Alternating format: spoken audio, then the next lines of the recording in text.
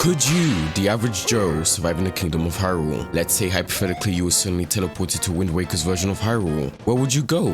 What would you eat? Where could you stay? And what could you beat? How far can a regular human go in a land of pirates, sharks, squids, and pigs in possession of some serious cake? Well, let me be your guide and we'll find out. So there you are in your living room. You just beat Wind Waker for the first time in years and it still holds up till this day. The only downside was having to use a Wii U. But before you could put it away, you're suddenly sucked into the game. Now this is where you need to get lucky, because where you land will mean the difference between potentially surviving or instantly dying, as 80% of this world is extremely hostile to human life. You land on Greenwich Island, you're dead. The Forsaken Fortress, you're dead. Fire Mountain, dead. The Great Sea, well, you get the point. So for simplicity's sake, let's say you land on the shore of Outset Island. You get up and look around. The only things you have on you are the clothes you were wearing before you got teleported, as well as a map, compass, and a sail that mysteriously appeared next to you. But now, where'd you go from here?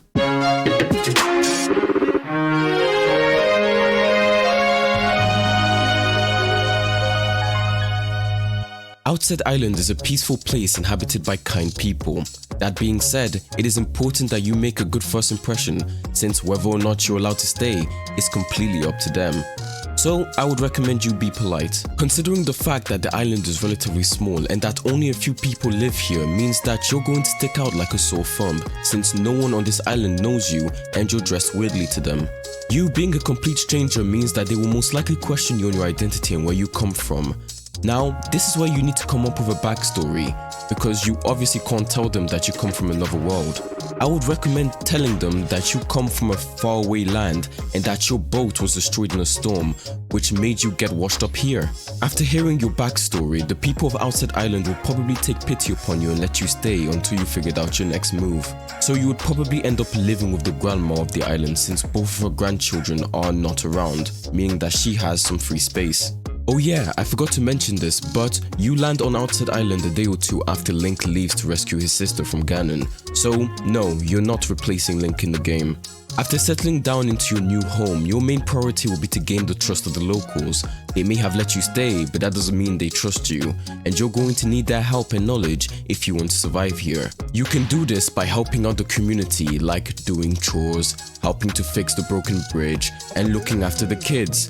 Doing these tasks is also a good chance for you to start earning some rupees, and before you know it, you will become a trusted member of the community. Once you've achieved that, you should start thinking about what's next for you.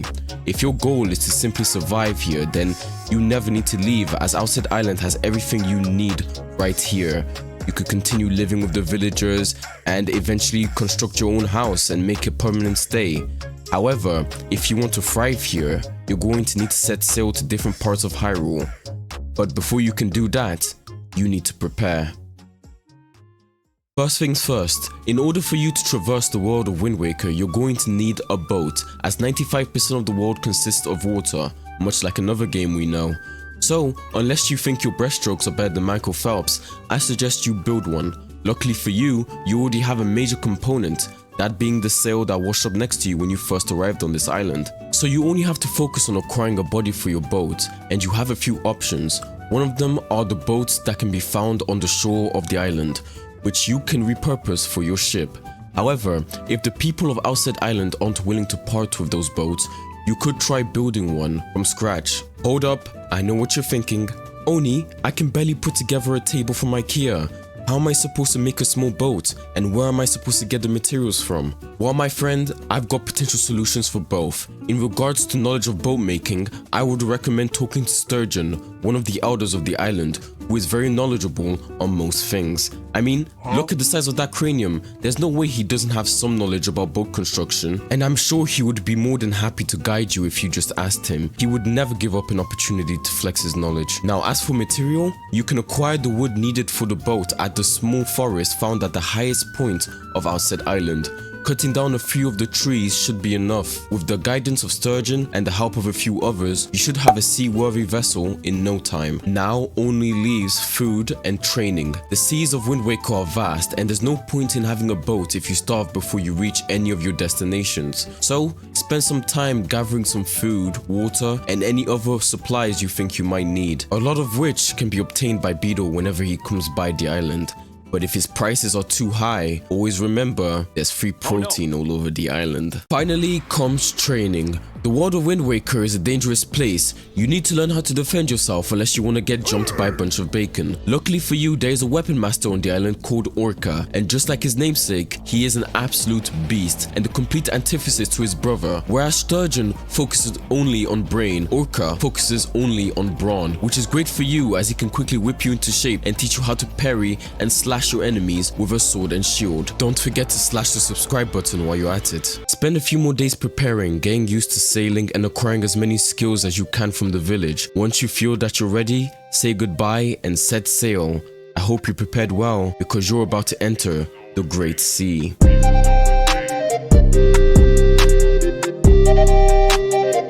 Welcome to the Great Sea, which is basically the entire world. The developers asked Eiji Aonuma how much water he wanted in the game, and his only response was, and now it's your problem.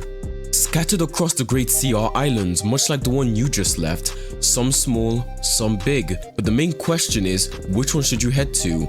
Well, you don't have many realistic options as many of these islands are bad for your lifespan. But the island I think you should prioritize getting to is Windfall Island, as it is by far one of, if not the safest island, and offers many opportunities.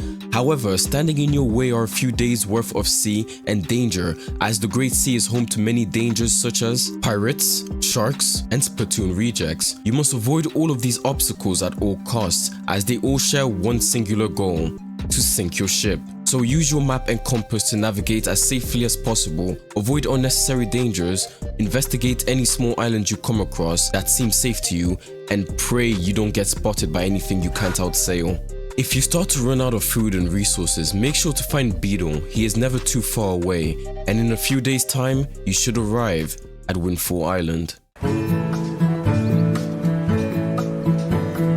Welcome to Windfall Island, home to the biggest Hylian settlement in all of Hyrule. This place can be considered the central hub of the world and has a lot to offer you, such as merchants like Zunari, who can sell you a wide variety of valuable goods and services. He also holds a nightly auction if you're looking for something more valuable. Visiting the bomb shop is also a great idea. You need to increase your damage capabilities if you want to make it far in this world. Running out of rupees from all that spending you've been doing? No worries, my friend, as there are many tasks and mini games you can do that can fill your pockets here. After you've done all of that, you should head to this school and talk to the teacher there. Why is this important, you ask? Well, that's because this woman owns the key to making your life in Hyrule much more enjoyable. How? Well, near the center of Hyrule is a tropical private oasis with a beautiful cabana on top of it that belongs to the teacher.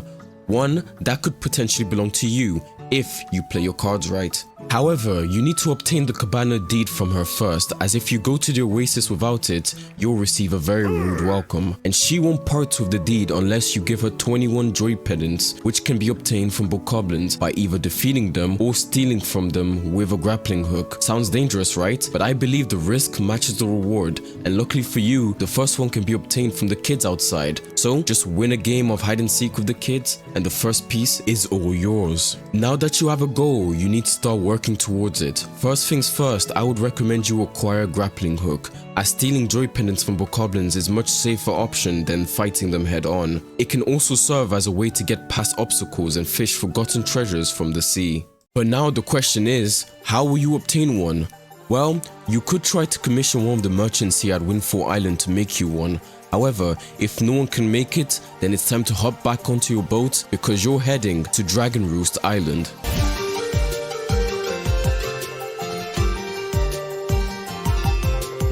Welcome to Roost Island, home to the Rito tribe, and as the name implies, it has a giant dragon roosting on top of it, and it looks very constipated. But that's none of your concern. Your main priority here is to get your hands on a grappling hook. You may be asking why I think a grappling hook is here. Well, as many of you may know, in the game, Link obtains the grappling hook from Melody, who is a member of the Rito tribe. Now, obviously we can't take the one she has, otherwise Link won't be able to progress, but she did state that it was a tool the Rito used to use before they evolved wings. So I think it's fair to assume that the Rito have a few laying around that they're not using. So when you arrive at the village, you should ask one of the Rito for a spare one. They may not give it to you for free, but there's nothing like a quick mini game to refill your pockets. You may as well ask for a delivery bag while you're at it, as it will make carrying your tools and supplies so much easier. As you leave Dragon Roost Island, you hear some rumbling coming from the top of the island. But again, whatever is going on here, it's none of your business. After all, those bokoblins won't hunt themselves. Bokoblins are some of Ganon's many henchmen and are basically ugly pigment demon things that come in different flavors, not to be confused with their kicked up cousins the moblins. I need to stop. But seriously, why would they do this? They knew exactly what they were doing. As such, they are primarily located in dungeons, a lot of which are either too dangerous for you or inaccessible to you. But that leaves the question, how are you going to get the joy pendants if you can't access bokoblins? Although there are some spawn locations you could realistically reach, the best ones are either the Starbelt Archipelago or the submarines. The Starbelt Archipelago is located near the top east of the map. It might take a day or two to reach depending on where you are. Once you've arrived at the archipelago, you will see this tower. Climb up it. At the top you'll find some bokoblins. Use your hook to snatch as many pendants as you can. Try your best to fend the others off using your sword and shield. Focus only on the bokoblins that you haven't stolen from. If you feel like you're about to be overwhelmed, climb down the tower or jump into the ocean. Leave the area, wait for them to let their guard down before returning to collect the remaining pendants. As for the submarines, they are located all over the map and act as mini dungeons. They tend to be full of bokoblins, so checking them out is always worth it, especially since they all hold valuable treasures that you can obtain by defeating all the bokoblins there. Once you have all the pendants, return to the school teacher and pray to Hylia that Link didn't beat you to it. If he didn't, she'll hand you the cabana deed. Now it's time for you to buy your furniture and supplies because you're about to move into your new home. Once you arrive at the private oasis, feel free to renovate the place as the island belongs to you now. So move in your furniture and personal belongings into the cabana and give yourself a massive pat on the back. You did it. Your hard work paid off as you now have a personal paradise of your own. As much food as you can eat and as many rupees as you can spend. You can now afford to take it easy. As long as you don't enter the dungeon hidden in the cabana, you're golden. Link will probably come back later to try and enter it. Just allow him access when the time comes. Now all you have to do is sit back, relax, hit the like and subscribe button, and keep to yourself. Sure, Hyrule is in chaos, but I'm sure Link will be able to take care of it. And when he does, you'll be able to go back home. You shouldn't get involved, because repeat after me, it's none of your business.